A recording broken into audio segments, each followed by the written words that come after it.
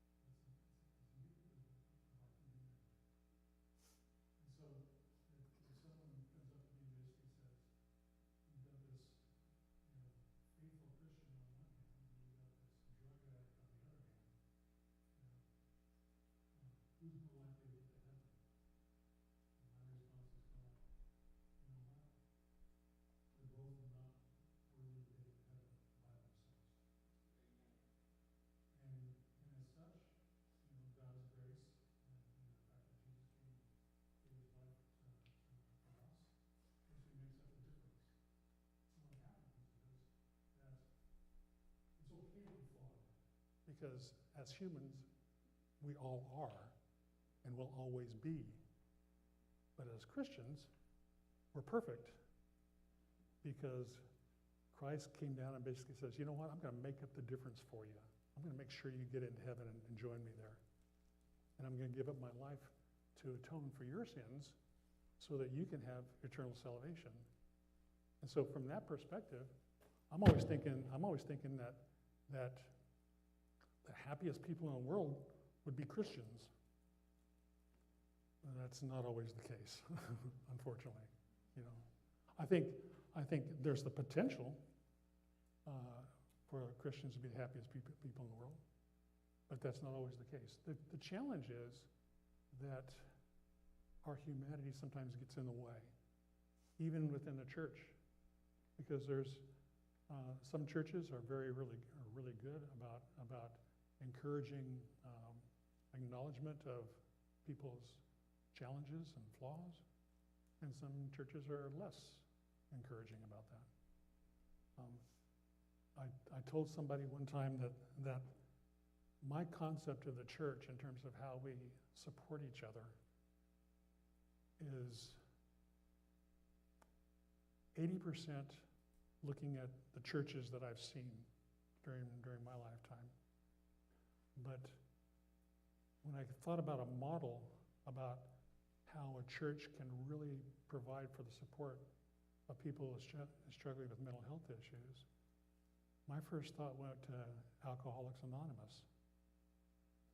Because in AA, everybody there is openly acknowledging that they're an alcoholic.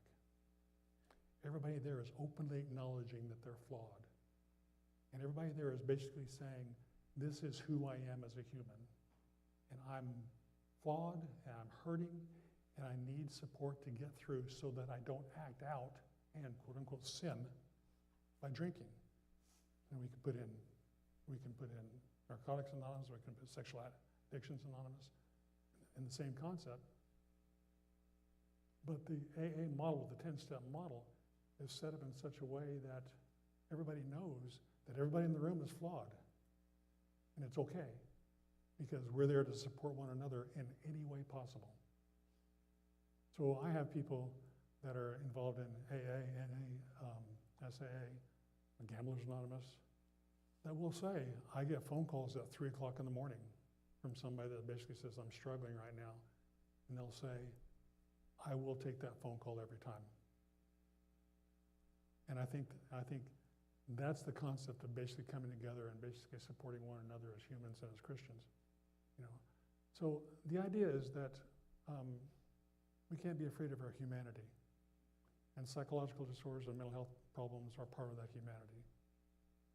But we're fortunate as Christians to have the opportunity to kind of transcend that humanity into our perfect home in heaven once we leave this tangible earth, you know, so to speak. The fact of the matter is, God made us who we are. You know, He made us who we are, and we're all flawed as a result. And that's why it's important that Jesus came on our behalf. Now, keep in mind that when it comes to psychological struggles,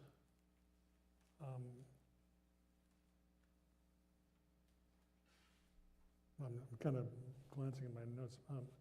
I'll read what I wrote down. I said, many psychological issues needing intervention are often normal human experiences that have developed into something abnormal, meaning that it abnormally impedes us from being able to function normally.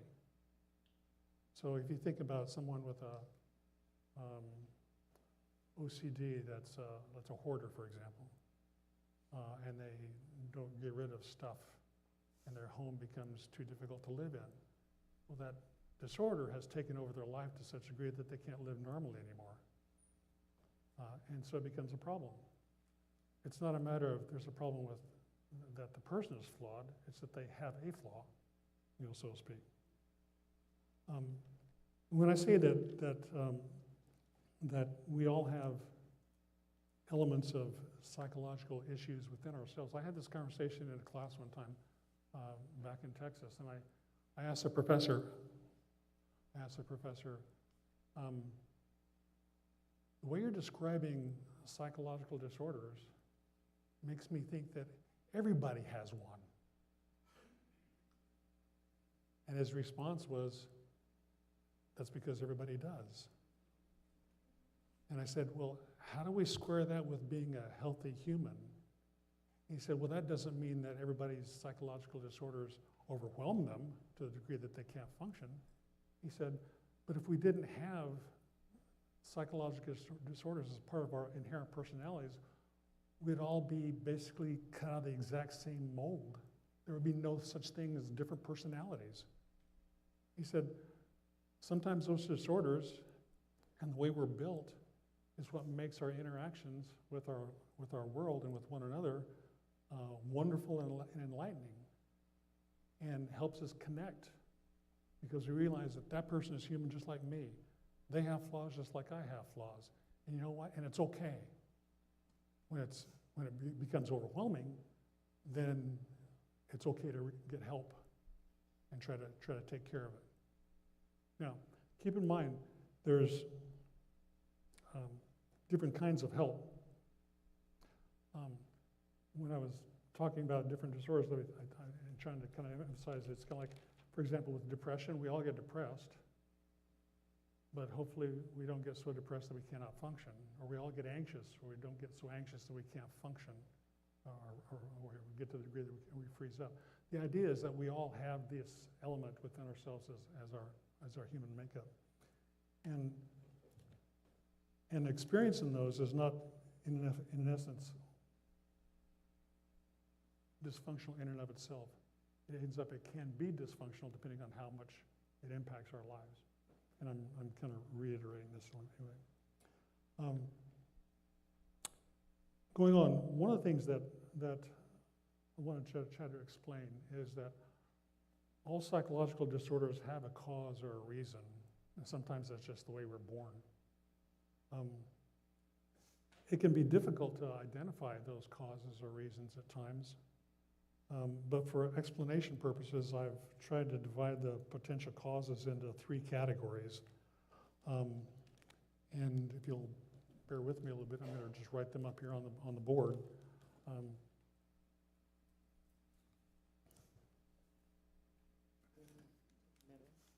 You want to take it to the middle?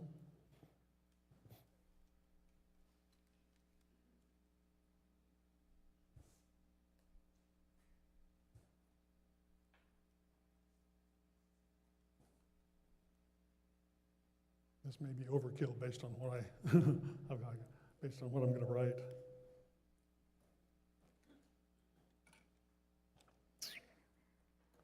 Causes.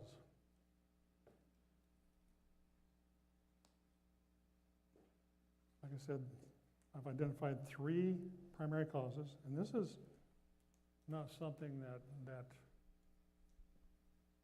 I got out of a book.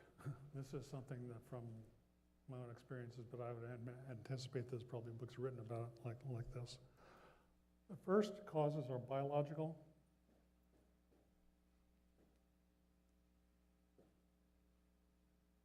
Or genetic factors.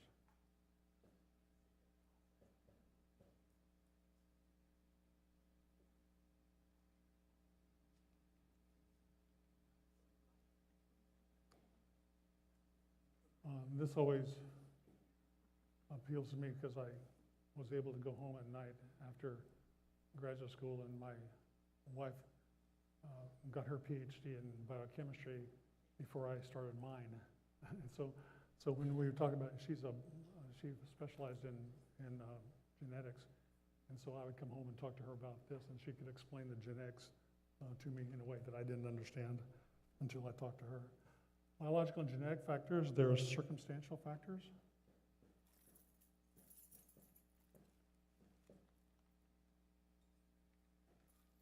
And then there's existential.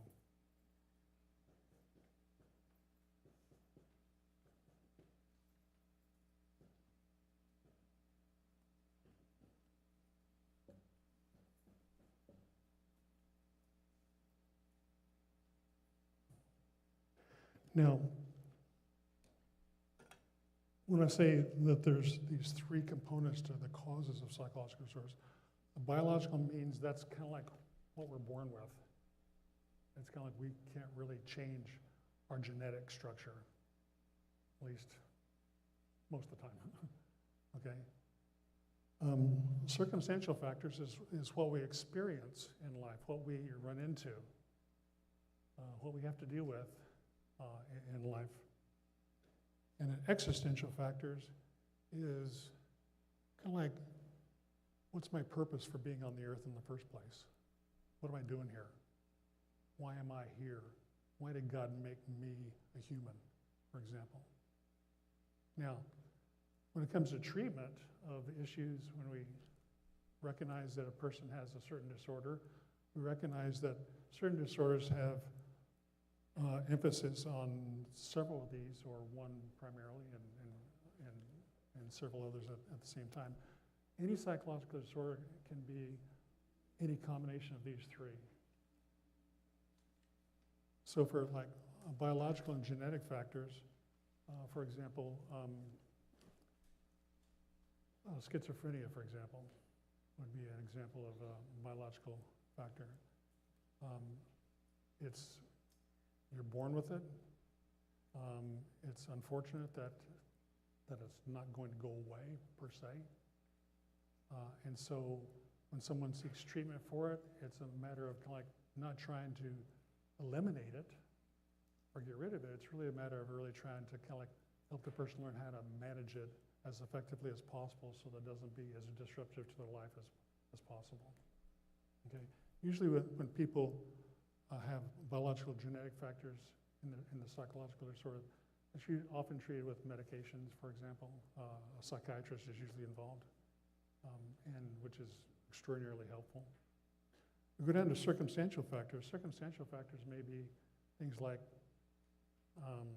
what happens in life, a divorce, a death in the family, losing a job, having to move, things like this that are difficult or overwhelming to manage. So people will come in and basically say, I lost my job, my dog died, and my wife decided she wanted to divorce me, all on the same day. And you're thinking, it's kind of like, yeah, that's a pretty big hit. And so you work with that person to help them understand, kind of like, okay, how is it you're responding to this? And are you responding in a way that can be beneficial to help you get through the trauma, but then emerge to feel as stable and healthy as possible? And so from the circumstantial factors, that's where therapy usually is most effective. Okay?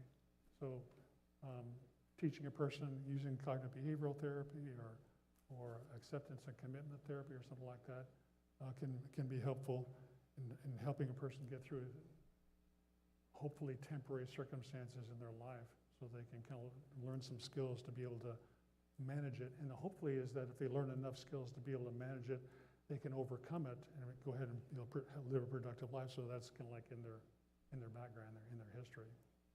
And then existential factors, that's where someone comes in and basically says, I don't know who I am. I don't know what I'm doing here. When I hear in this category, what I hear when people come in and basically say, you know what, this life is really just horrible. It's just a matter of, I didn't agree to be born here. I didn't agree to be in the family that I was born into. I don't like the fact that I have to work so hard just to stay alive. And they'll say, and what's at the end of this? I work hard and then I die. What's the point? And so when someone comes in and basically says, I don't understand, or I'm struggling with the idea of what in the world am I doing here, that's the existential factor, somebody trying to find a purpose for a direction for their life. And there's a wealth of information and books associated with how to work on developing a purpose. Many of them are spiritual books, but not all of them. Many of the most popular books are not spiritual books per se, but they have a spiritual theme because they'll say, we have to recognize that we've been blessed with the opportunity to be human. And we need to find out, we need to work toward making that humanity beneficial for ourselves and hopefully for other people also, but giving a sense of purpose so that we can have a concept of being able to wake up every day and basically say, today's another day that I can make a little bit more progress toward doing something beneficial for myself and for my fellow man, so to speak. And a lot of times when I have this conversation with people, they'll say, well, I'm just a trash collector. Well, I haven't got that much to, all I do is collect trash. And my response is kind of like, yeah, but what would this world be like if we didn't have trash collectors? You know, you're an integral part of our society. And we all have integral parts in our society. And if we embrace that concept, that what I do is meaningful for myself and for my fellow man, then I can walk up and basically say, you know what? My purpose is to be the best trash man possible, or be the best trash man I can be. And so I'm going to wake up every morning and basically say, today I get to collect trash all day, and I know that all those people that I'm collecting trash from are going to appreciate the fact that their trash is no longer at their home. And I'll come back next week and I'll do it again. And it may sound a little trite at times, but our challenge is to really identify our purpose. And if we're able to identify our purpose, then that gives meaning to our life. And when we have meaning to our life, we're motivated. We're thrilled. We see the future. We see how we can make progress towards being an added component to our society and to other people and make our world a better place. And it's because of what we're doing. And the challenge for each one of us is to really identify what that purpose really is. I'll tell you, this may sound a little bit of an aside, but growing up in the Pacific Northwest, I lived on a ranger station when I was a kid. And so in the summers, we weren't trekked 50 miles to the elementary school.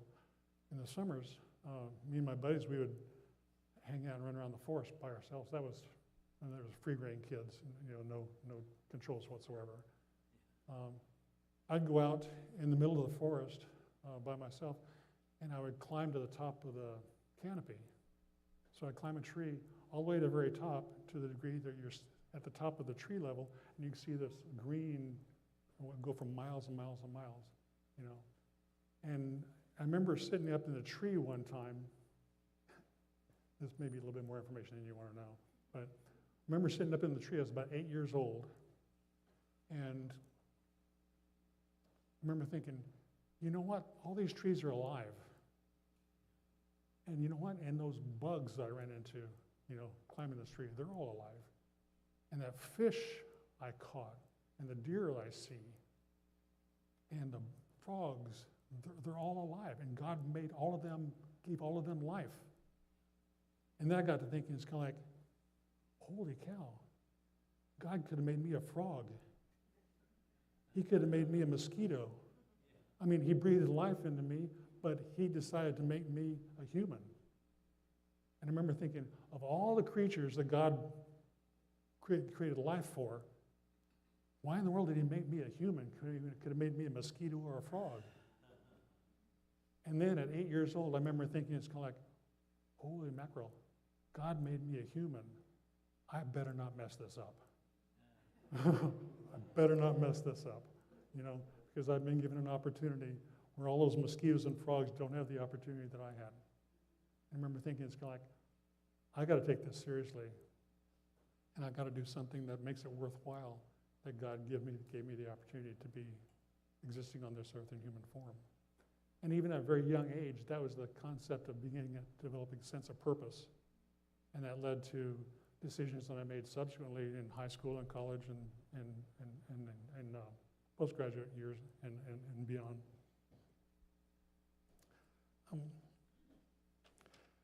Part of the challenge of a psychological disorder is that it can happen at any time in life.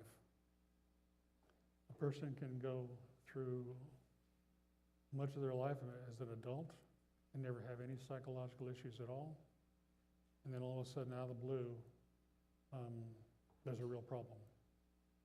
I think I was most conscientiously aware of this because when my my wife's uncle, he was a minister in Colorado. My wife's uncle married us. He's a great guy, a really nice guy. He worked as a minister in Tennessee, and then he moved to Colorado. But we'd been married probably about 7 or 8 years or so. And we got a call from my mother-in-law, and she said there's something wrong with him. We're kind of going like, what do you mean there's something wrong with him? And she said, well, I got a call from my sister, which is my mother-in-law's sister, and it was the sister's husband that married us. She said the husband came down one day and looked out the backyard and said to his wife at the time, why is there a flying saucer in our backyard? And she was kind of going like, yeah, right. She thought he was joking, and then she realized he wasn't joking. And he began to experience more delusional concepts, thoughts and visions and stuff like that. And we finally realized that he was having a kind of a psychotic, breakdown that actually ended up getting worse over time. And eventually he died in part because of the psychotic episode of breakdown that occurred over the course of time. But he was in his mid-50s when this happened. And we would think that it's kind of like, oh, you know what? If I've made it this far, I'm good. Well, thank your lucky stars if we made it this far, and say thank you, God, because this could happen to any of us at any time. And when and if it does happen, our challenge is like was saying, our challenge is not to hide it. Our challenge is to own it. Our challenge is to kind of like have the concept of being able to come to the people that can provide some assistance to manage this and give you a plan about how to ensure that this doesn't destroy the person themselves or their family or their family members or the people around them. And that's where going to therapy, really can help, in that context.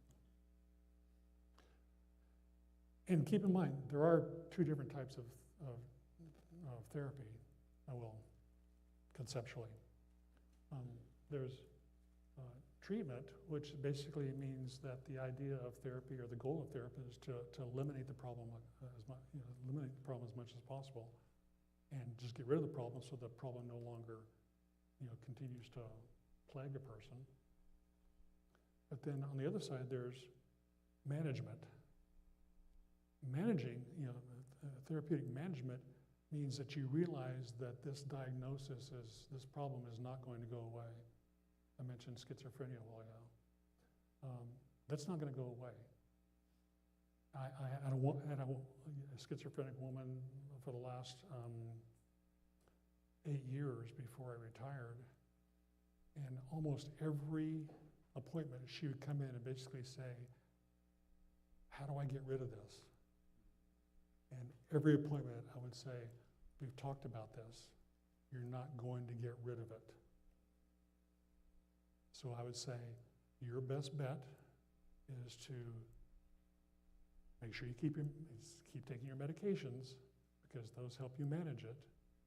Keep coming into me, and I'll help you manage it, but you're not going to get rid of it, so to speak. And I would tell her, I wish there was a solution for this in terms of eradicating it, but there's not. And so our task is to make sure that talking to her, that you have the skills to ensure that this doesn't impact you any more than absolutely necessary, that you have some skills to be able to kind of like hang in there and get through and have a productive life in spite of this, not to get rid of it, if that makes sense.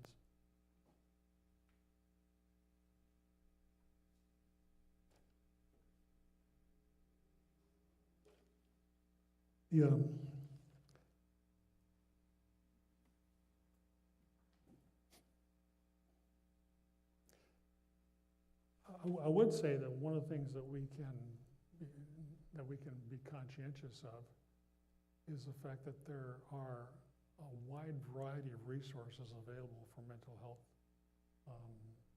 service to assist a person. I was looking at the three categories: the existential, the biological, the circumstantial, and the existential factors that I wrote up on there. And I was trying to remember what sorts of books that I could think of off the top of my head, because a lot of times people come in and basically say, can you give me something to read that'll help me with this? And so we try to do our best, but fortunately, there's always new books coming out.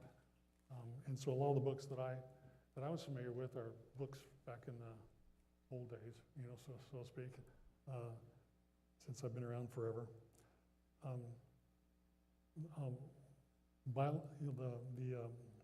Biological factors, you know, things like, for example, like the AA Big Book. Alcoholics Anonymous has the Big Book, and the other derivations have their own books, SAA and NA. There's issues about how do we deal with certain propensities toward, for a lot of men. For example, how do we deal with urges to act out, you know, sexually, for example, when we know that it's a part of our biological makeup, but we also know that it really has to kind of maintain a sense of control. There's books about,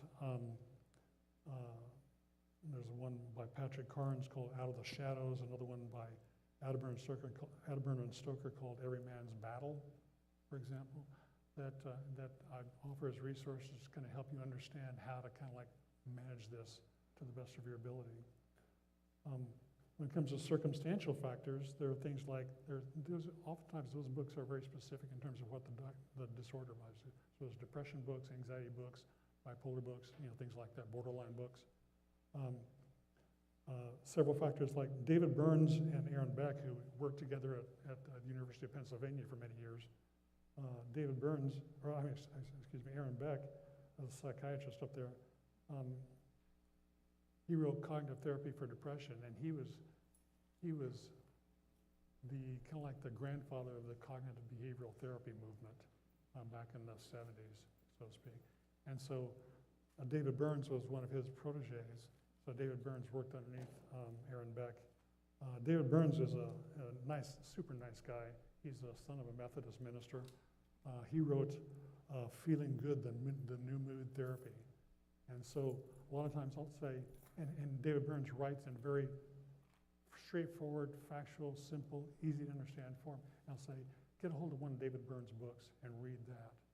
And that'll really help you to understand what's going on as well as how to manage this.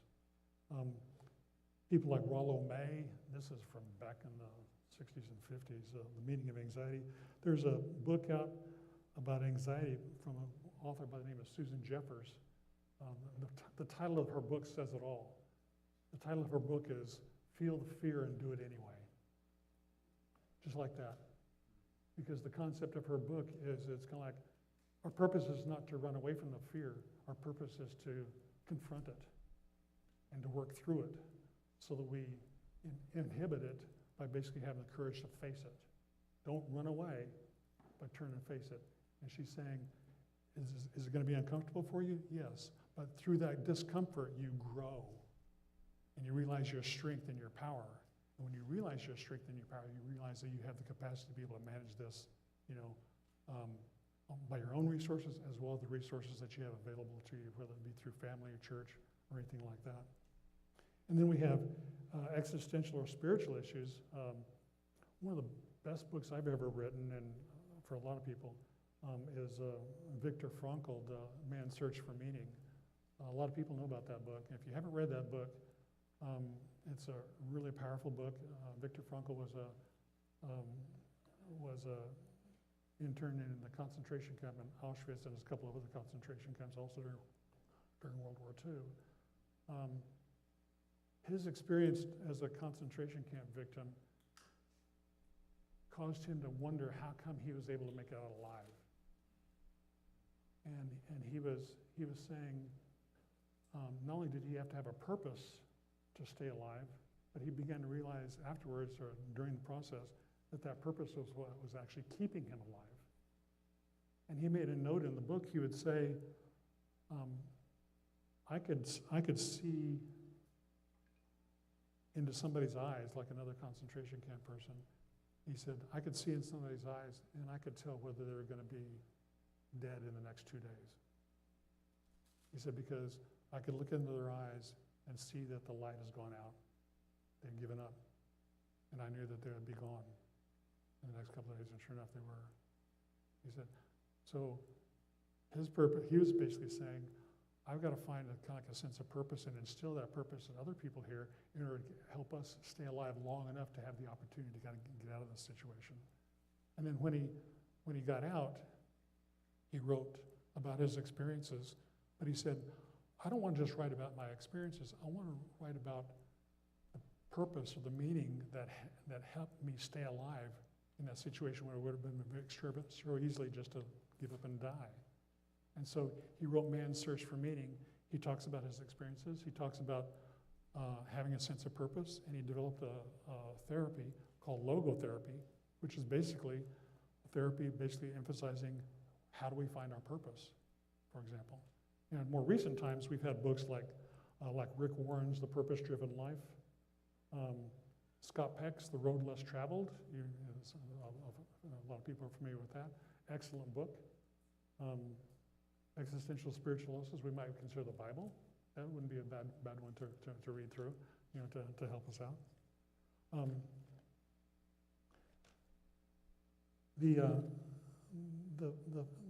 The thing I'm trying to emphasize, I realize we're running out of time. The thing I'm trying to emphasize is that the idea of mental health issues is a human issue. It's not good versus bad in terms of good person versus bad person. It's a human issue.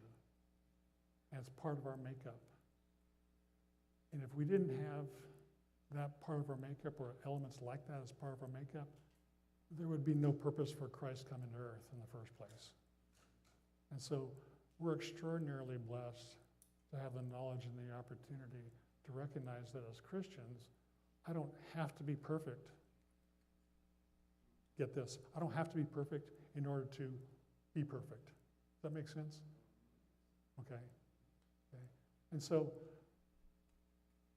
as a church, in my opinion, as a church, one of the things that I've always felt was important was the idea that we have the freedom and the capacity and the trust to be able to acknowledge our true selves.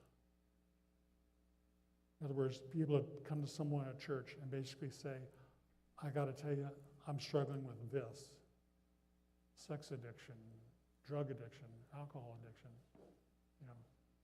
and have the trust and the belief that if I actually open up myself and convey exactly what I'm struggling with in a real form, like they do in AA, in a real form, I'm not going to be shunned. I'm not going to be looked down upon. I'm not going to have somebody shaking their head kind of going like, oh, you poor thing, bless your heart. I'm going to have someone basically says, you're human, I love you, let's work together, let's get some help for you so that this doesn't become something that will potentially destroy your spiritual life or destroy you. But that sense of being able to come to someone and saying, I trust that I won't be rejected if I tell you who I really am, is one of the most powerful things anybody can have. And we can have that in the church. We don't always utilize that in the church. And in a lot of situations, people are afraid to utilize it because they're afraid of being judged. And I think that's something that's really important for us to work on within a spiritual realm, within the congregations, to work toward enhancing that opportunity to kind of like encourage people to basically say, you have a safe space here. You can say who you are, and you can be who you are, and we will help you in any way we can, but, you accepting Christ is what's going to be the difference, not exactly what I say. at a given moment in time. So we can, kind of like as therapists, we can lead a horse to water, but we can't make him drink, so to speak. We can help people get through their life, if they're willing to accept it. A lot of people are willing to accept help. A lot of people are not.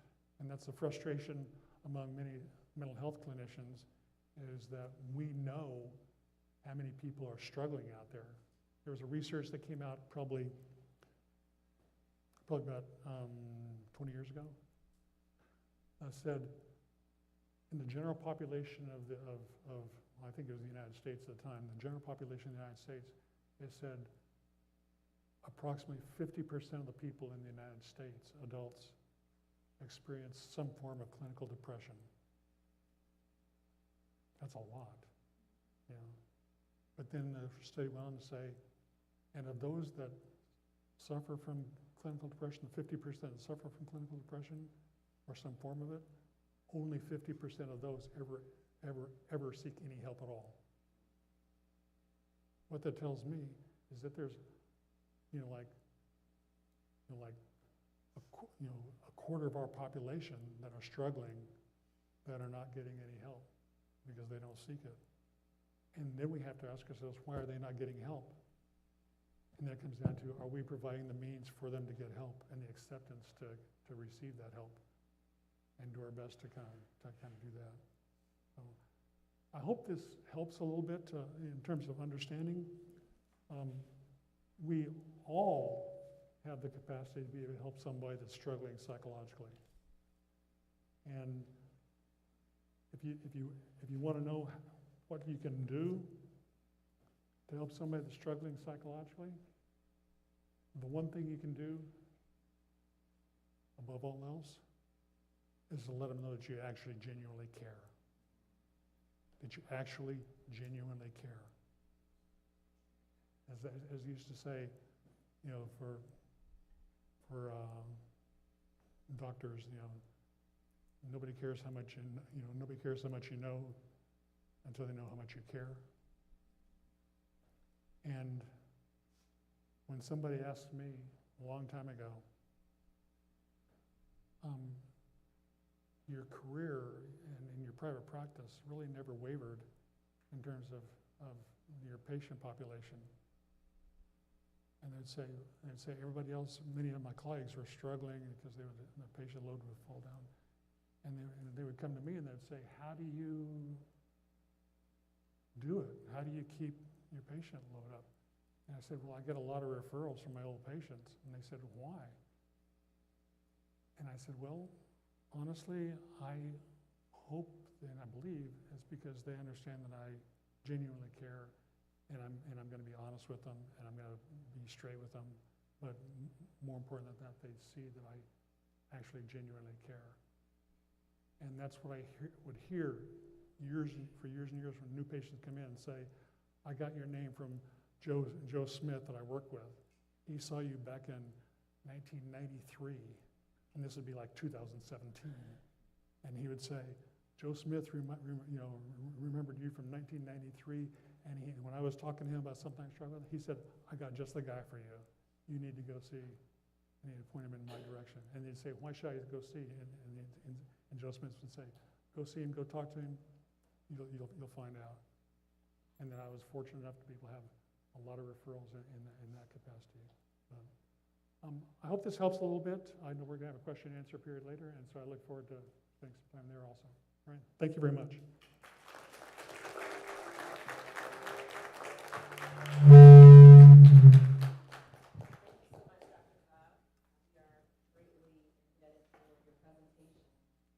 We live in a world where the struggle is real. When you think about your own personal lives, when you think about the thoughts that you're thinking, when you're thinking about things as he was talking about, that only God knows, we're all going through something. And that's very important to know. There's a difference between mental health illness and mental health issues. Sometimes we're feeling sad. Sometimes we're feeling happy. Sometimes we're worried. We're anxious. It doesn't mean that we're depressed or we're having anxiety, specifically as Dr. Cobb is alluding to. And that's why it's good to have some healthy resources, as we indicated. We have two here today that will talk a little bit more about the resources that can help our families, but also individuals. We have here Prince William County's NAMI. We have community service, youth, behavior, and health recovery services, wellness, and prevention. About 50% of you are here, along with Stacy, Vasquez, and we have Heather Marks. If you don't mind taking the podium with your presentation at this time.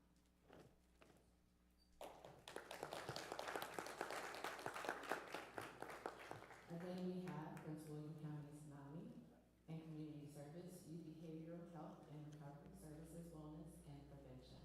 Thank you.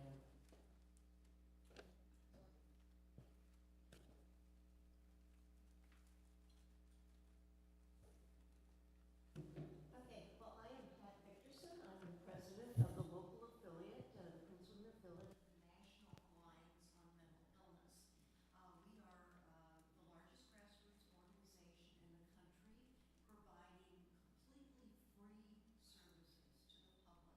We have over approximately 700 state and local affiliates around the country. Our headquarters are in Arlington. We were founded in 1979 by family members who were coping alone with their relatives' mental health conditions. This was a era when people were warehoused 200-300 miles away from their family in an asylum. Family members were often blamed for their relatives' conditions, whether it was treatment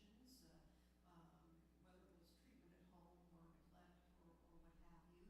And family members were excluded from supporting and helping their family members. So NAMI was created, and again, it's grown greatly over the years. We are an organization of people with lived experience, and that is something that's really sets us apart, because we are people either in recovery from a mental health condition, or again, family members who are supporting their loved ones.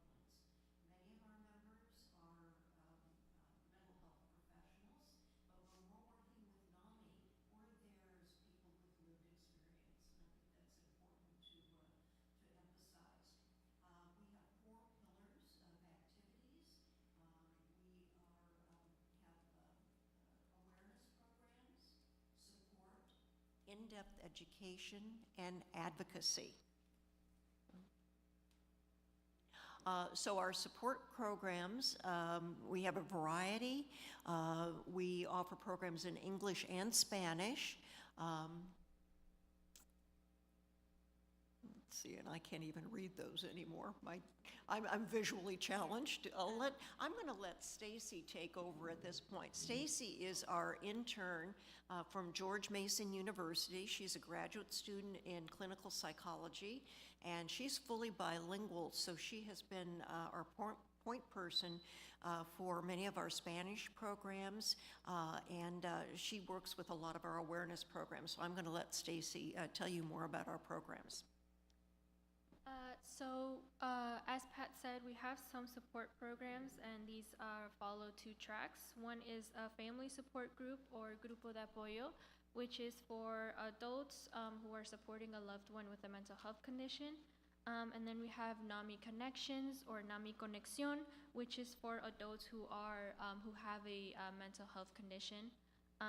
We also briefly wanted to add here the Virginia Family Network, which helps support, educate, and empower families who have children or youth with mental health needs.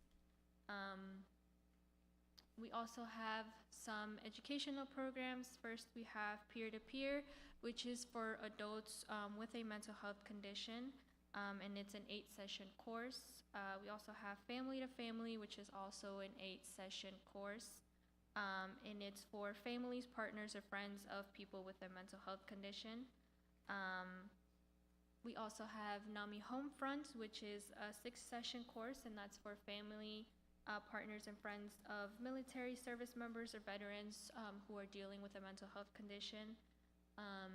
We also have Hearts and Minds, which is a holistic health educational program that talks about the connection between physical health and mental health. And that can be 5 sessions or an all-day thing as well, or 2 half-days. We also have NAMI Provider, which is meant to deepen the understanding of mental illness and improve collaborative care with patients. We also have Children's Challenging Behavior, CCB. We will be having one June 6th at the ARC, and this one is a 6-hour workshop for parents and children of youth who have mental health needs. And then finally, we have NAMI Basics, which is meant to support loved ones with a series about supporting loved ones with a mental health condition. This can be on demand as well, so it can be taken online, and it's a self-paced course. And we also have some awareness initiatives as well. One is In Our Own Voice, and this is meant to provide personal perspective with a mental health condition. Like Pat said, a lot of us have lived experience with mental health condition. So In Our Own Voice is really helpful for people to understand what it is to live like with a mental health condition. You get to hear people's experience with a mental health condition, and it helps to sort of target those misconceptions about mental health, and it's really helpful given to like churches, to mental health providers, sometimes to law enforcement as well, and it really helps build empathy. We also have Ending the Silence, which again is meant to help destigmatize mental health, and we have 3 versions. We have one for middle and high school students, we have one for school staff, and we have one for families. The version in families we have in Spanish, which is No Más Silencio, and each of the 3 versions brings in a young adult presenter. So at the end of the presentation, we have a young adult presenter talk about their experience with mental health, how they talked about their families, how they got support, and some of the things that helped them. We also have Stigma-Free in the Workplace. Burnout is a sub-presentation of that, and it's meant to, again, destigmatize mental health within the workplace. We talk about how you can reach out to managers or coworkers to help you support yourself mentally while at work. And we also have 2 community conversation initiatives called Sharing Hope for the Black African Ancestry community, and Compartiendo Esperanza for the Latino community. And this is a community conversation, 3 sessions, or again, can be done in a day. And it's meant to just provide information on what mental health is in a way that ties in your culture and what it means to you personally. And we get to talk about what mental health is and the importance of taking care of ourselves mentally. One program, advocacy is our 4th pillar, and one of the programs that we're really proud of here in Prince William, in fact, we've been the lead affiliate in the state of Virginia in establishing NAMI on campus programs. We now have 5 NAMI on campus high school clubs. Woodbridge Senior High was the first one, but Forest Park, Freedom, Garfield, Colgan, and we're hoping for a 6th NAMI on campus club this coming fall. But really engaging youth has been one of our goals. We did a program called Creative Mindsets this last year, piloting using creative art activities to improve connectiveness, self-care, and social emotional wellness among middle and high school youth. We do a lot of work with, and again, I'm visually challenged, so, oh, good, thank goodness. NAMI Smarts is a program that we offer folks who would like to become politically active because we know that legislation affects our health system. A lot of people are losing their Medicaid right now. We have a lot of folks who are going to be losing their insurance, and we are advocating for that. We've had a wonderful partnership with a faith-based organization here in Prince William County called VOICE. That's an acronym for Virginians Organized for Interfaith and Community Engagement. I got acquainted with them when I showed up at a Board of Supervisors meeting to advocate for mental health, and I saw all these people in purple shirts. And turned out they were there for the same reason I was, and that was to advocate for a crisis receiving center. I want to just tell you why this was so important. Because I mentioned back in the 1970s when NAMI was formed, people were being warehoused in asylums, often at great distance from their family members who weren't able to support them. They were sometimes landed up in jail. In fact, our chief mental health institution was the jail. Fortunately, here in Prince William, we have a pretty progressive jail. I've worked with them for many years. I know one of your members works with the Divert team or with one of the special dockets, the veterans dockets, and Prince William County is now in the process of creating a new mental health docket to encourage folks with mental health challenges to get more support from the legal system.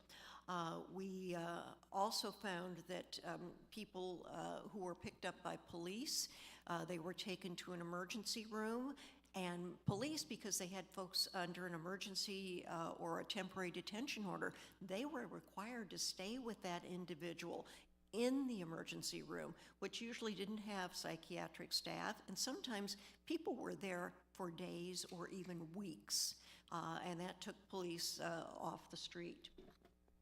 So what was the solution? One of those things was to find a place for the person in crisis to call. And Virginia here again was a leader. I think we can really be proud of our state because Virginia was one of the first adopters of 988. I hope all of you have heard of 988. It replaced the former longer number for the National Suicide Crisis Lifeline. 988 is easy to remember. You don't have to call just because you're in crisis. You can call for information as well. It's staffed 24/7, and one of the great things is that if you are in crisis, they can actually send someone to respond. In Prince William, that could be a mobile crisis unit, or it could be a co-responder team. That could be a police officer riding along with someone from community services. So we have built here in Virginia a fairly robust system. It's not to say it's perfect. There's a lot of work to be done. But I think a very important report that just came out from the Journal of the American Medical Association substantiates how important this has been. We've all heard about youth suicide statistics and have been appalled at what we've heard. Those states, and there are 10 of them, like Virginia, that have adopted a robust 988 system. It's actually paid for through a surcharge on our phone bills. So we don't realize it's being paid that way, but we don't have to go back to the legislature all the time to advocate for more money. But since 988, with, again, these supports, co-responder teams, and now a new crisis receiving center here in Prince William, the youth suicide rate, so that's children and young adults, has gone down by 18.8%. I mean, wow, when I heard that, I was astonished. Overall, nationally, actually, the youth rate has gone down by about 11%. But again, states like Virginia that have really stepped up to the plate, and we can credit Senator Cree Deeds at the state level for that. He himself lost his son to suicide, and he was severely injured when his son experienced a psychotic break. But he took that tragedy and turned it into something that made a real difference for folks here in Virginia.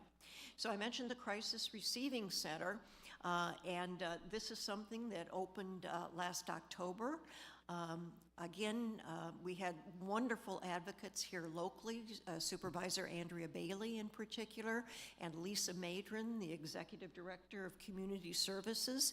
She brought the Crisis Now model to Prince William, and our Crisis Receiving Center, I like to explain it as a 24/7 urgent care for mental health and substance use conditions. So people can walk in off the street, you can bring a loved one, again, 24/7, and those police who were having to sit for hours with people in emergency rooms, instead of taking them to the hospital, they take them directly to the Crisis Receiving Center because it's a secure program. They have a separate entrance for police. Police can drop folks off and be on their way in 10 minutes. It has saved, on average, since it was instituted, over 1,000 hours of police time per month. So it's really making a difference for our police because they can get back to their real job, which is catching the bad guys and helping those of us who have traffic accidents and things like that. So again, the Crisis Receiving Center has units for youth, 12 to 17. It has an adult unit. It has a 23-hour observation unit, and if people need more care, there are actually psychiatric beds on site. This has made a huge difference. Prior to the institution of our Crisis Receiving Center, probably about, I think it was around 47% of people who had a mental health crisis had to be sent outside of Northern Virginia for treatment. Most of those people are now getting care here locally where their relatives can support them. So we've made a lot of progress. Again, it's not a panacea. We still have people who are cycling through the system because we don't have enough housing. And I mentioned Voice, and Voice's next big advocacy effort is going to be for affordable housing, and we've already made some progress in that direction. Okay, and so we're skipping that. So anyway, I thank you very much. Stacy wants to tell you about one more wonderful service that George Mason University offers. Yeah, so I work on an emotional support line, part of George Mason Center for Community Mental Health. It's a training center where PhD students and counseling students from Masons do their practice. So the services tend to be more affordable. We don't accept insurance, but we do work on a sliding scale. So based on what you make on a year, we adjust the price to something that's affordable to you. The emotional support line is available in both English and Spanish from 8 a.m. to 8 p.m., 7 days a week. If you need emotional support, need help finding resources, or just want to talk to someone, we are here to help you. But also, if you call the line, we can help you sign up for 3 brief intervention sessions. If you're a resident of Prince William County or affiliated with Mason, those 3 sessions are free, and they're virtual, and they can be virtual or in person. If you're not either of those 2 things, the 3 sessions are only $35 per session. And if you sign up for that, we can help you then sign up for long-term therapy if that's something you are interested in. Yes, that's it.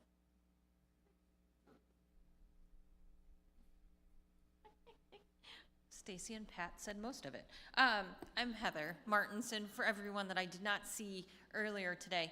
I'm the Wellness and Prevention Program Manager at Community Services. Community Services is the local government agency that provides behavioral health care, whether that's addiction, treatment, recovery, support services, or mental health treatment, recovery, crisis services, as Pat did a very great, wonderful job of introducing our Crisis Receiving Center. That site is probably the closest community services office to here. So the Crisis Receiving Center is co-located with our community services office over at Worth Avenue, the old Gander Mountain over by Potomac Mills. So that building has, one side of it is community services, where we provide those treatment, recovery, mental health support. We also have a peer drop-in center over at Worth Avenue. It is open 1 to 11 to 4, Monday through Friday. It's meant as a drop-in center, so you do not have to be in active recovery or active addiction to come on in. The doors are open. We have computers for employment, help with resumes, other support services, snacks. And so that's been getting a lot of foot traffic. So that's one part of that complex that doesn't get a lot of mention, but it's a great way for people to kind of tiptoe into community services supports. As Pat mentioned, the other part of that building is our crisis receiving center that is 24/7, 365, and was meant as a extra support and diversion from those ED visits. Other things about community services, we serve both youth and families and adults. So we serve anyone from our early intervention program, is taught infant and toddlers and their families who may be experiencing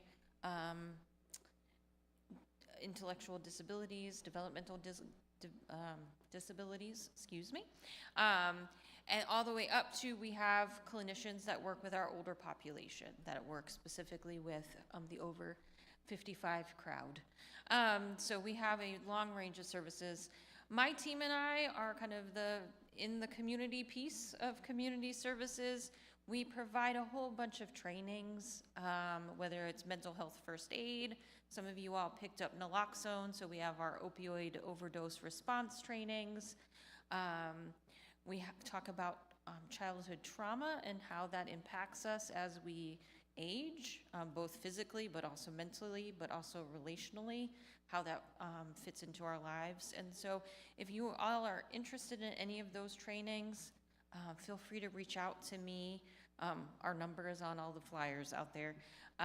We do have a team member who's bilingual in Spanish, so we're able to offer everything we do in English and Spanish.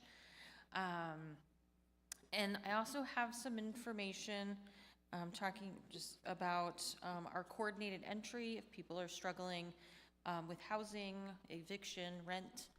We've got our coordinated entry cards.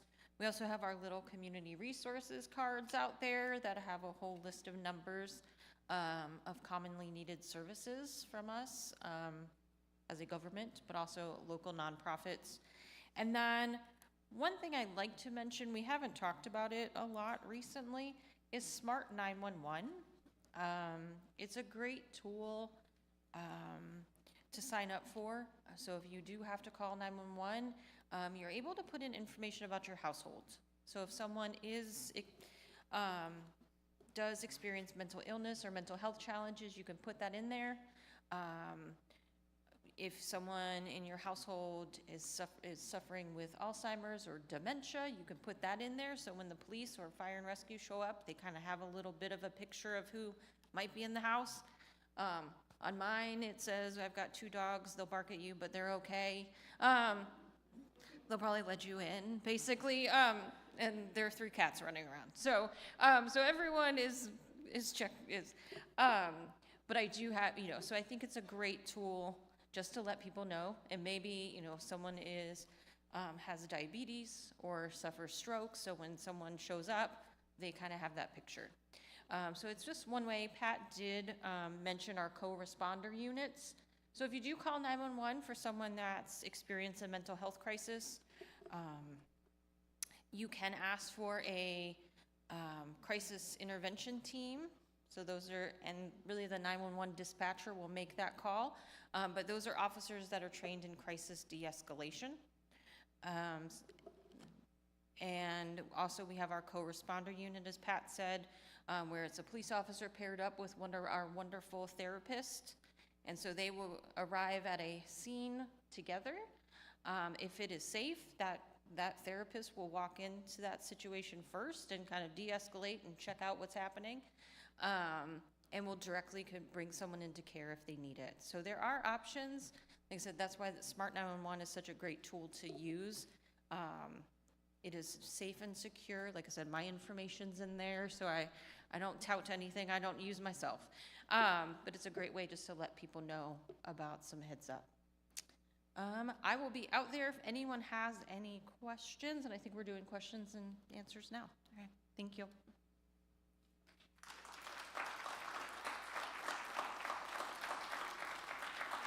Thank you so much, Heather, Pat, and Stacy. As you can see, we do have an upcoming event scheduled for next Saturday. This is the point where we'll do question and answer. Sister Margaret will help us with those on the chat, specifically online. I will start off with the first question specifically, and we have a microphone for the audience if you do have any questions that you would like to ask Dr. Cobb, along with our providers here and resources. Remember, this is not therapy specifically. If you do need to take a moment for yourself and make a moment and step out, that is definitely appreciated. But also, we can also speak to the vendors along with Dr. Cobb outside, but we would like general questions. So the first question would be, Dr. Cobb, thank you so much for expressing an understanding of emotions. May you please specifically talk to how to manage your emotions, dealing specifically with grief or panic attacks and worry. How can we manage our emotions? Dr. Cobb.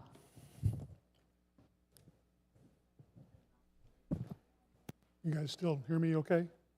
Good, okay. In terms of the question, first off, there is not one size fits all. It depends, and you'll hear this from most professionals, it kind of depends on the circumstances, depends on the person, depends on what each person brings in terms of their capacity, their capabilities. But as far as, this is about anxiety, if I recall, the question, specifically about anxiety. And grief, yeah.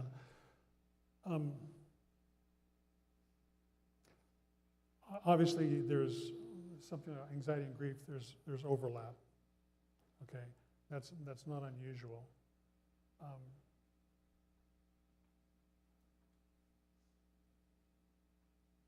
One of the things I think we have to do is not try to basically run away from it, but accept it as, especially during the process of grieving, accept it as part of real life.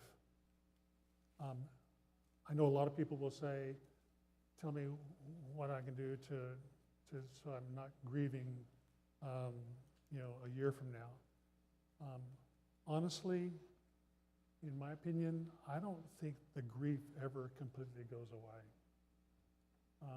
I have people, loved ones that I lost decades ago. And when someone brings them up in a conversation, I can still feel the grief coming back in the same form it was 30, 40 years ago, for example. So I don't think grief is one of those things that we try to basically get rid of. I think it's one of those things we learn how to embrace and how to learn how to accept, but not think of it as crippling, that it impedes us from being able to go about our life. We can function in life and grieve at the same time. It may be harder at times to function while we're grieving, but it's not going to be impossible. And if you need assistance to be able to make that transition from feeling incapacitated from grief into be able to be more functional, then obviously something like therapy or seeking out assistance would be beneficial. Anxiety is the same way. When I referenced the book by Susan Jeffers about feel the fear and do it anyway, anxiety is one of those things that the more we try to run away from it, the faster it chases us. And so when we stop and basically turn and face it and deal with it, then we begin to realize that we have the power, either ourselves or with our support system around us, to be able to face it and deal with it and not be crippled by it, per se. But is that an easy process? No, it's not an easy process. Is it a healthy process? Yes. I try to explain it to people. It's kind of like if somebody wants to learn how to deadlift, like 300 pounds. They don't go out and basically say, I've never lifted in my life, tell me how I lift 300 pounds. You tell them, it's kind of like, well, you start off by lifting 10 pounds, and then we'll go up to 15, and then eventually you may be able to lift 300, but there's no easy, quick way. You don't basically say, just tell me what to do to lift 300 pounds. You can't say, just tell me what to do to get rid of this anxiety. It's not going to work like that. Can you work through it by dealing with it? The answer is yes. So having that support system and having the professionals that are available to help you, I think can be really beneficial. I would definitely like to add from a clinical standpoint, when you're dealing with grief, I love what you just said, Dr. Cobb. We all have to realize with mental health in itself that we've never been here before. Sometimes there are things that happen in our life when we're dealing with anxiety, depression, grief, and also experiences triggers from trauma. It's 2026. It's May 30th. Things may happen now that you've never been here before. And I think we have to take a moment and make a moment. Sometimes we don't do that. We have to take a moment and make a moment for ourselves and say, what am I feeling? What am I thinking? Where is it coming from? And sometimes we don't know the answer to that. And so I think we have to take a break because we're so human. We keep it moving. We're always grinding. We're always moving on to the next thing. But those things don't go away. And when you're dealing with grief, there are fluctuations. You might be okay one day. You might be sad one day. You might have a happy thought. Then you might be crying out of nowhere. And then it might be a year or months later, and you're like, I thought I was okay. But there is no textbook. There is no deadline. There is none of that happens. And God gives us the opportunity to have emotion, so therefore we're going to feel it, but it's how we manage our emotions. Does that make sense? To the question of anxiety specifically for this audience member, when you're dealing with anxiety, sometimes I say to my clients, don't jump. Because anxiety, it's like that fear of, that worry of, like that uncontrollable. I'm so used to controlling. Well, that's new for you, right? There are some things that we can't control. There are some things outside of our control. And being able to understand what's in and outside of your control is important, because sometimes you're like, I'm so used to controlling everything in my household. Yeah, but you've never been here before with a new situation, dealing with grief, dealing with the world, dealing with your job, dealing with so many things going on in your household, right? All at the same time. So everything just feels like, and we need to take a moment. And so to Dr. Cobb's point, I would agree. Sometimes it's different cases that we have to definitely look for. And that includes working with children. Sometimes parents say, well, my children are saying I'm anxious, I'm worried, and that is natural. They're still developing. They're kids. And sometimes generationally, there might be things from the parents that's being brought into the system as well. So the second question goes to the providers. Well, what can help families deal with anxiety, deal with depression, and even children behaviors? What do you have to share? This is to Pat, Stacy, and Heather.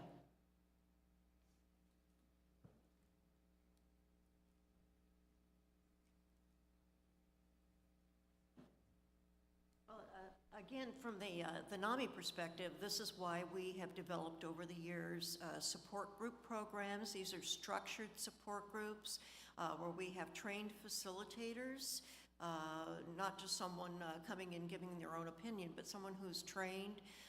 We have a specific format so that everyone's needs are met. We have principles of support and guidelines, maintaining strict confidentiality.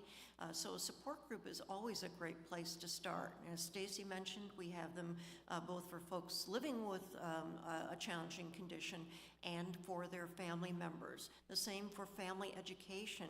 I learned about NAMI back in 2008. I had struggled for years. Just as some background, I have a sister who had schizophrenia. She was diagnosed in the early 1970s. That was before NAMI was created. And my mother, as a widow, was coping on her own with my sister's hospitalization because of the stigma around mental health. My husband and I were serving overseas in the military. She never told us. She waited more than a year before she even let us know that my sister was hospitalized. We've come a long way since then, and I think NAMI deserves a lot of credit for it. But it was when my son himself began experiencing mental health challenges that I was really desperate for NAMI. And it took me a number of years. It wasn't easy. Now you know about it and it's out there. But I took my first family-to-family course in 2008. And getting into that room and finding out that you're not the only one who's coping with this. I think that is a great relief. You know, you're not going crazy. You know, other people are dealing with a very challenging situation. And once you understand, as Dr. Cobb explained, there are underlying conditions. There's the genetic aspect, the physical aspects, stress and other things. Once you understand some of these things, and then again, also come to the realization that mental health conditions can be lifelong, and treatment and support are key to maintaining mental wellness, but that person is always going to have to struggle with mental health condition, which my son does today. You know, he's able to cope for the most part. He has down times. You know, it's something that, again, our experience with NAMI over the years has really helped my husband and I cope with his condition as best we can.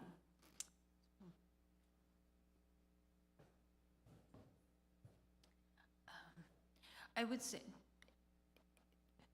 please don't let it escalate.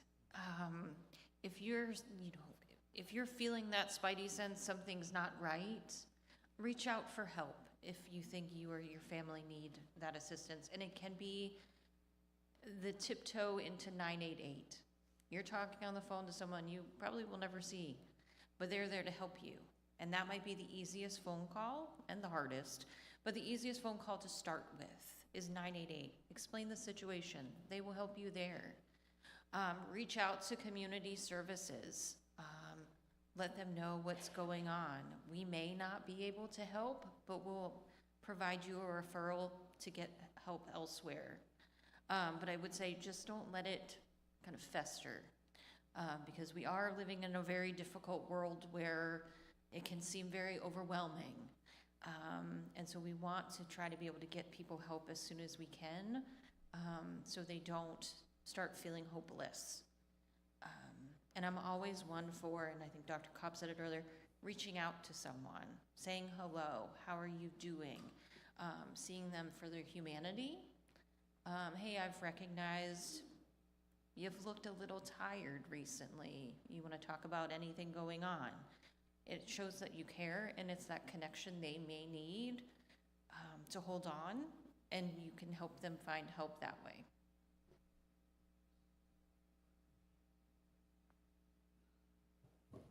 Do we have any questions from the audience? Thank you so much, Connie.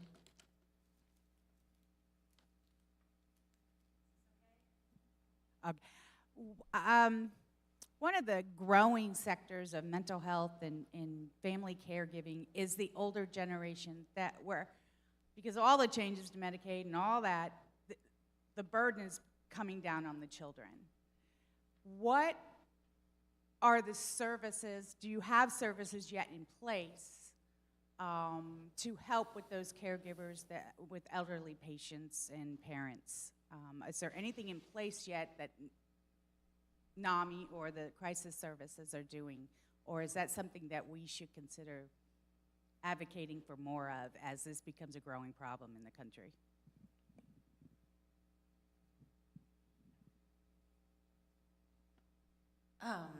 We do have, great point.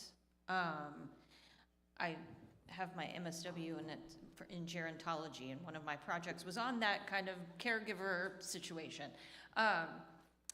We have a wonderful area agency on aging. They do have support for caregivers.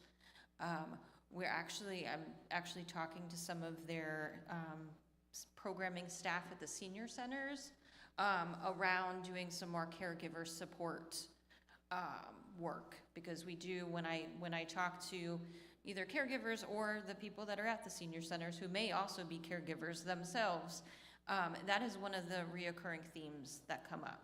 Either they're concerned about the people that are taking care of them, or they're taking care of someone and are having their own concerns. So Area Agency on Aging right now is a great resource to tap into. And like I said, I know that's something that I'm personally working on trying to beef up some supports, but we do have a few therapists at community services that work with the older folks in our community, especially.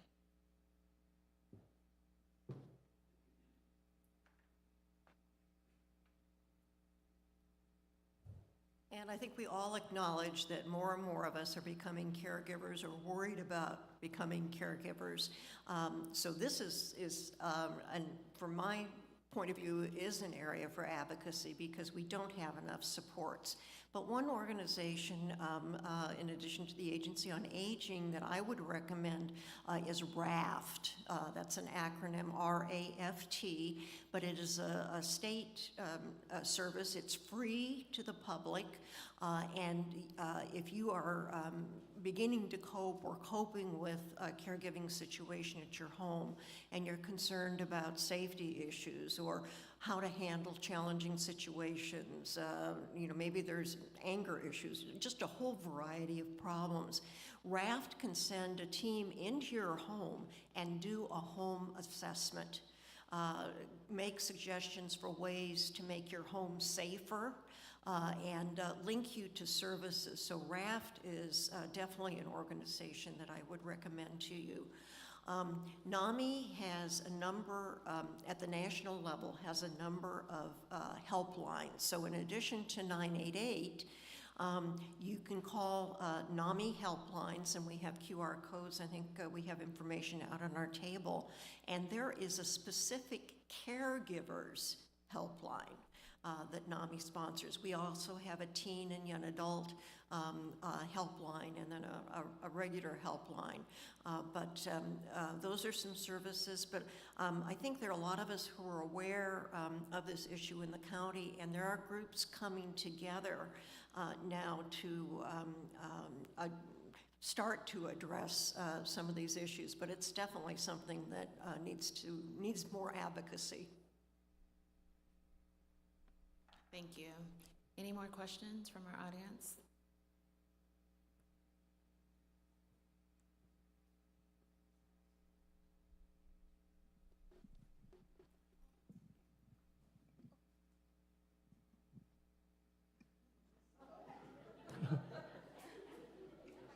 Yes, I have a question. So, how can we tell if sleep problems and anxiety are caused by stress, and when should we seek a professional help? Say it again, Gracia, for me.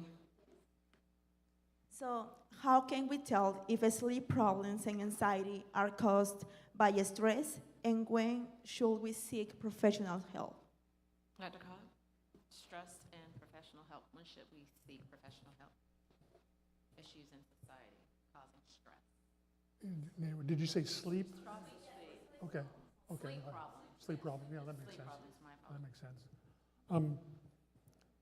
Well, I think it goes back to the idea that if any problem basically elevates to the degree that a person is not able to function properly or manage their normal life, to what degree is it so intrusive or difficult that it impedes them from being able to function. And when a person is not able to function in their normal life effectively, then it makes sense to seek out and get some assistance as much as possible. But it's kind of a judgment call. So some people have a much higher tolerance for stress than other people. Some people have lower tolerance. No professional is going to judge anybody and says, well, you should have a higher stress tolerance level. And so it doesn't work like that.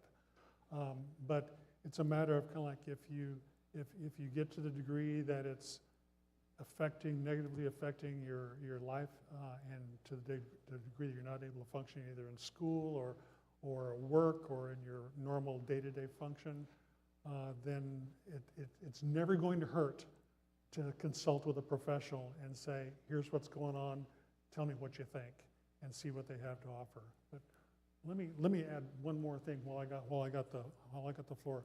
I just want everybody here to know that NAMI is and has been since 1979 among the psychologists that I've known throughout this entire country, and I've got contacts throughout the country, is one of the most well-respected organizations in our entire country when it comes to dealing with mental health issues, hands down.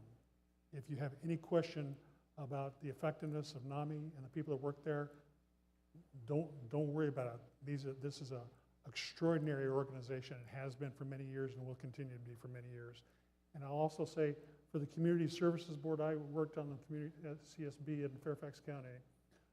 The CSB, Community Services people, are people that are there because they genuinely care. I can tell you, they're not there because they're getting rich.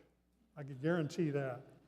They're there because they genuinely care about their community, and they care to the degree that they will do whatever is necessary for the people within the community to assist as much as possible. So if you have any reservations about going to the local Community Services Board, do not let those reservations impact you anyway, because you're going to get quality care when you go there also. Yeah, Dr. Cobb, I have 2 questions for you. Uh-oh. Oh, sorry. The first question is, how do you, as a Christian, and say you have anxiety or worry, things like that, how do you change someone else's mindset when they think, oh, you are kind of sinning because God said don't worry, and why are you worrying? So it seems like a lot of people, especially in the church, do have that where looking down on you, very kind of sinning, because you shouldn't be stressed about anything. You've got God. God takes care of the birds and everything else. Why are you stressed? So how do you change someone's mindset with that where, because you do have, I think you have a lot of church members that still think, you know, you should never have mental health issues because you do have God and He should be your rock and things like that. So how do you do that? How do you change their mindset? You might be able to, and you might not be able to change a mindset. There's a book that came out many years ago called Coulda, Woulda, Shoulda, you know, and the questions we all ask about, about ourselves. But I'll tell you, this may sound kind of, I don't know, challenging, I guess. But when people have come up and asked me that question, like in a therapy session, and they'll say, like they're just complaining, and they're just, it's kind of like they should be able to handle it. They should be tougher than they are,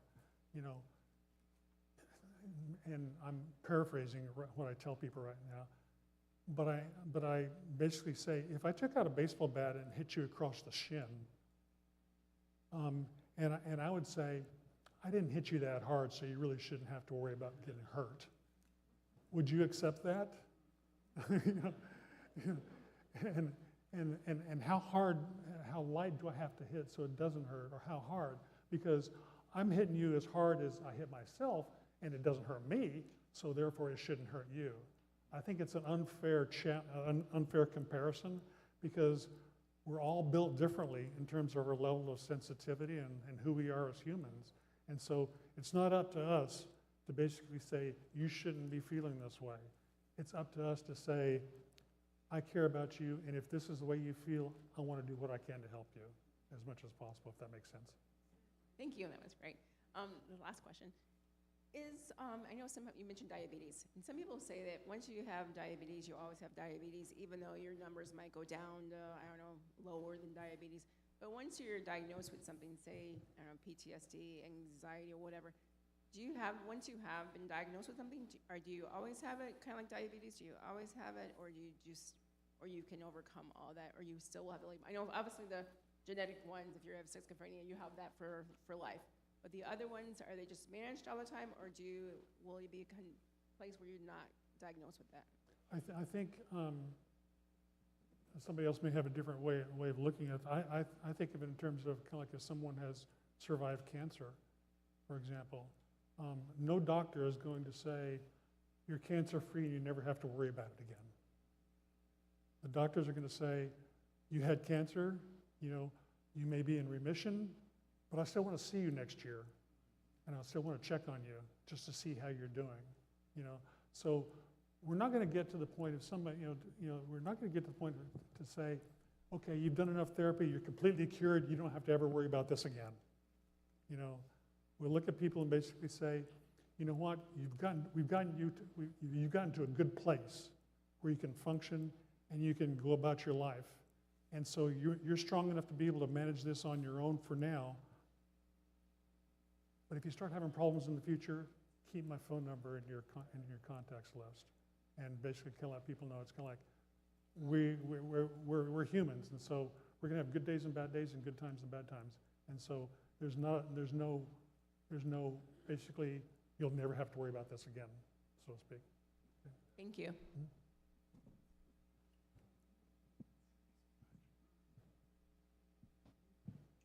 We have time for one or two more. And I think to add on to what Dr. Cobb says, it depends on the diagnoses as well. So as I stated before, there's a difference between mental illness and having issues. You can be sad and going through something, dealing with grief or loss, or also dealing with something that happened in life, but that doesn't necessarily mean in 5-10 years that will stay with you. You can also transition that sadness into celebration. So it all depends on how you look at it, and if it's an illness versus an actual, like an issue that happens in life as well, a diagnosis. This is a very good program, and I am from Texas, and I was wondering, is there any sister units that I could share with this information with my family in Houston, Texas? Dr. Cobb from Texas, there's resources down there as well, and I know NAMI as well nationally. She was mentioning Texas, Houston, Texas. Is there any resources, correct, that she can share in Texas, Houston, Texas? On Houston? Yeah, any resources, and I'll let Pat as well talk about that. Well, I mean, there's always going to be, at least for psychologists, there's always going to be local psychological associations. There's always going to be some sort of community services organization within each county. Harris County is going to be is going to have a huge, emphasis there. So sometimes, we don't necessarily know exactly what the, what's in a particular area, but rest assured, with our with most situations throughout the country, there are services that are available. We just have to kind of like make a couple of phone calls and find out what those services are. But speaking of services, let me jump into one more thing. The young lady from George Mason, she's I don't know if she's still in here. She talked about the counseling services at George Mason. I want to say, most universities that have doctoral programs, doctoral training programs, often do offer counseling services as well as psychological testing services. So a lot of times I'll have people come in and basically say, I have to get a psychological evaluation for the courts or for other reasons, and they'll say, but every time I talk to a psychologist, it's going to cost me like $3,000 for a report. I'm kind of going, yeah, that probably would.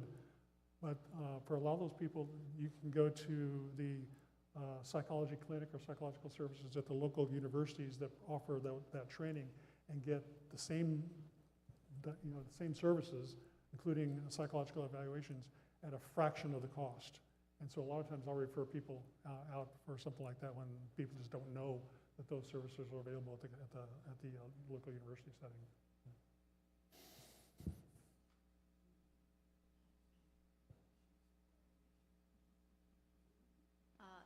Again, NAMI is a national organization. We have a very strong affiliate in Texas. Our national website has a way that you can actually search to find out what the closest NAMI is.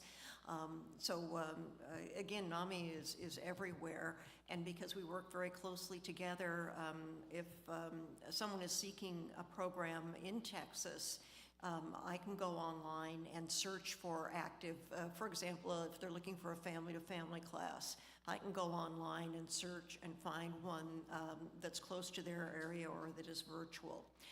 The other thing is that another resource for finding practitioners is Psychology Today. They have a very good searchable database. You can put in your zip code and specify, I want someone within 25 miles of my location, and then you can specify the type of person that you're seeking. You know, if you want someone who's providing substance abuse treatment from a faith-based perspective, you can actually detail what you're looking for. Or you're looking for someone who's used to working with African Americans. So that's a very good resource, and that's available nationally as well.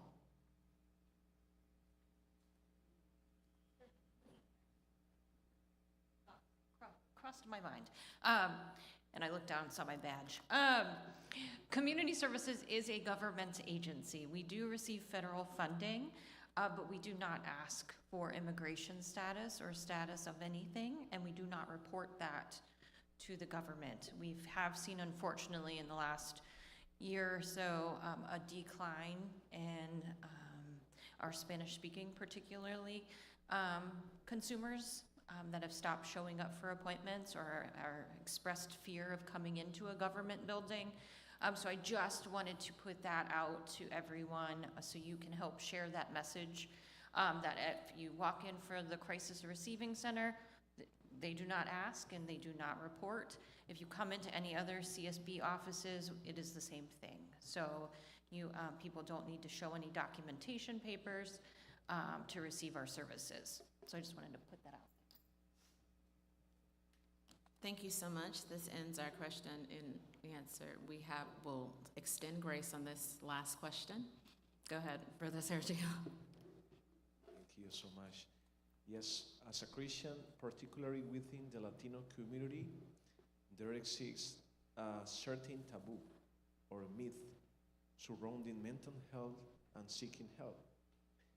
As both a Christian and a professional, Brother Gary Cope, what advice would you offer to those who believe such assistance is unnecessary, especially given that we witness daily tragedies resulting from a lack of awareness regarding this issue? Thank you so much. I'm hoping I'm addressing this properly, but it sounds like what went through my head was kind of like the cultural component, that you know, different cultures have different aspects in terms of kind of like how we approach mental health issues, and so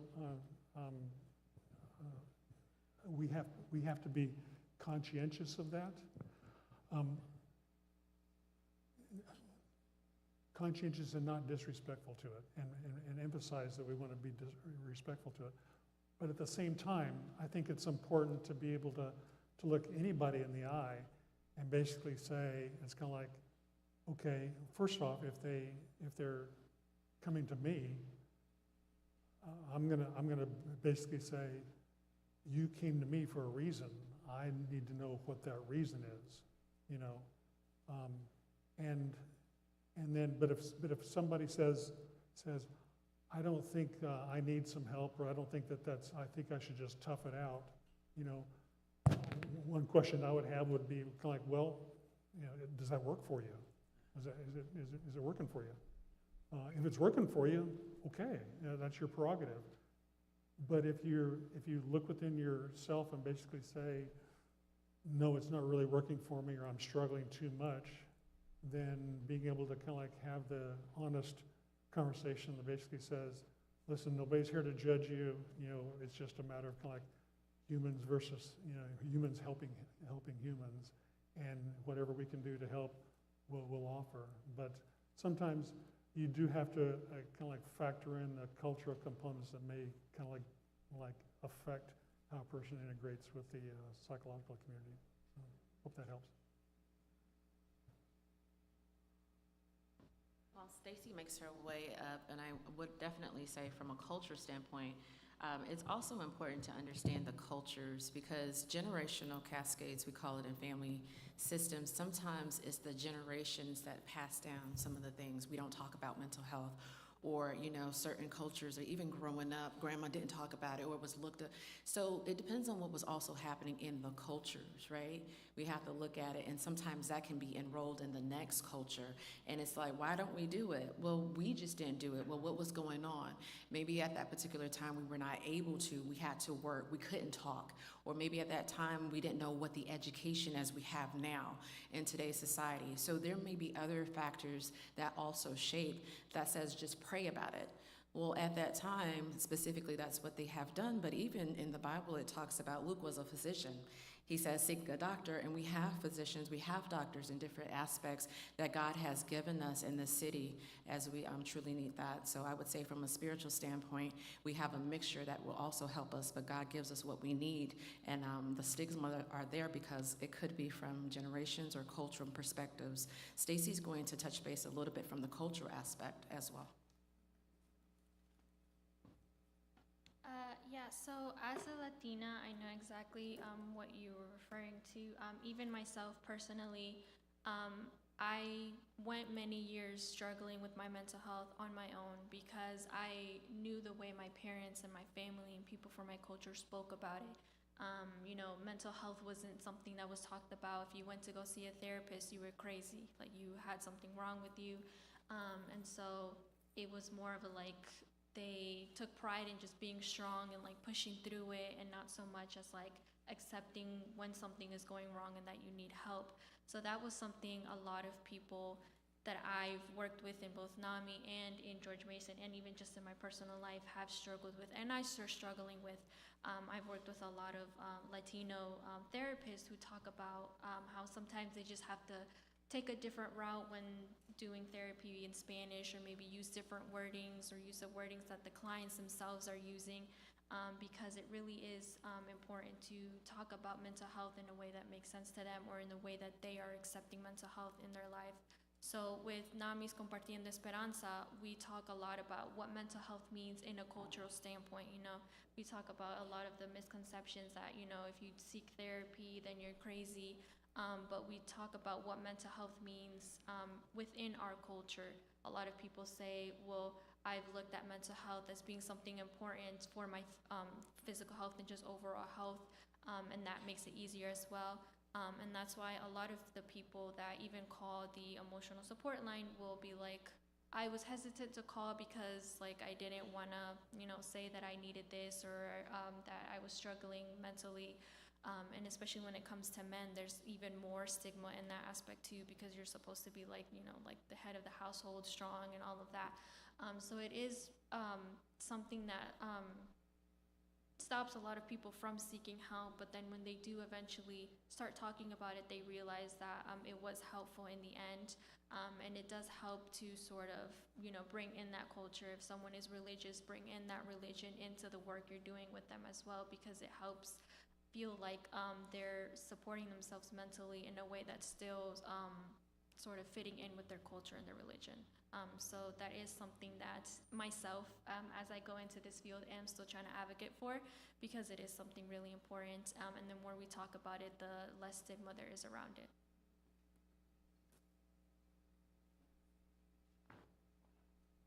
Thank you very much. This closes our question and answer period. Now we will hear our closing remarks and closing prayer from our elder, Rufus Flemons. Thank you all for participating.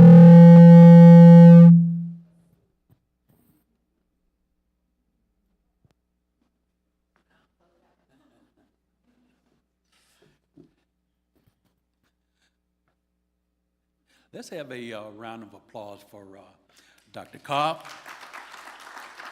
NAMI, and community service. What a wonderful way to start out a morning. Mental health is serious.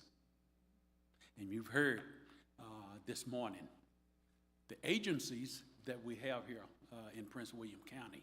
So if you have any problems out there, community service, NAMI can provide those answers for you. I hope and trust everyone enjoyed this seminar as well as I did. Even those that are participating online. truly enjoyed the testimony that was given by Sister Anaya this morning. I would like to express my deepest gratitude to all who made today's mental health seminar a meaningful and impactful event. To our distinguished speaker, Dr. Cobb, thank you for sharing your knowledge, your expertise, and experiences with us this morning. Your sights and your insight have truly enlightened us about the importance of prioritizing our mental health being and supporting those who may be struggling in silence. To the participants, your presence and engagement today signify how important mental health is in our community. Let us remember that the lesson we've learned today don't end here. Mental health is not just a personal journey, but a collective effort. Let's be advocates in breaking the stigma, reaching out to those in need, and creating safe spaces where everyone feels heard and valued. I want to also commend Sister Felicia and Sister Margaret McNeil for putting on this event. I think it's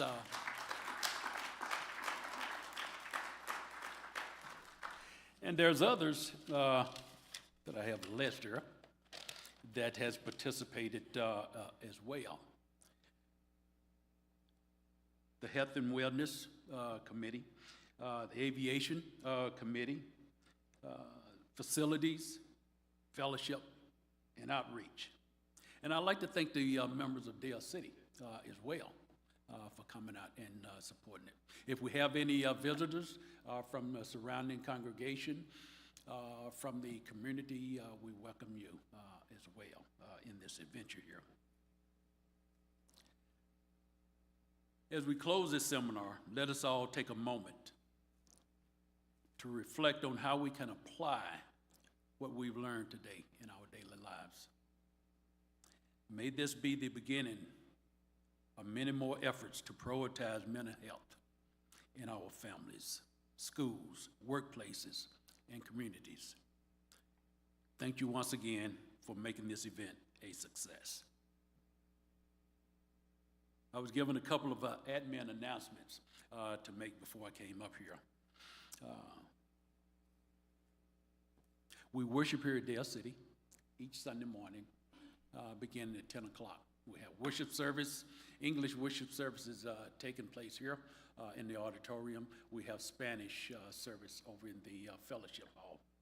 That's 10 o'clock each Sunday morning. 11 o'clock, we begin our Bible study. So you're more than welcome to come out and visit with us each Sunday morning. I'd like to note also that this seminar is being live streamed. So if you have any friends you want to pass it on to, you can give them the YouTube Streamline event, and they can go in and watch this seminar as well. Again, I want to thank everyone for coming out and participating in this seminar, and I hope that this is not the last one that we have here. So be prepared for future situation, because as they've stated here this morning, we need help. We need help. We all suffer from mental illness somehow. So with that being said, let us have a word of prayer here. Our Father, who art in heaven, Lord, as we conclude this seminar, we want to take a moment to be grateful for the wisdom, the vulnerability, and insight that was shared here today. We acknowledge the heaviness of mental health struggles and the bravery it takes to face them. As we part ways, Lord, may we leave with a renewed sense of hope, patience for our own journeys, and compassion for one another. May we carry the tools we've learned to foster healing and resilience in our daily lives. Father, we ask you to be with us, and as we prepare to close out this seminar here, we ask you to go with each person that is here, Father. See them safely to their destination and watch over them. Father, we pray all these things in your son's name. Amen. Again.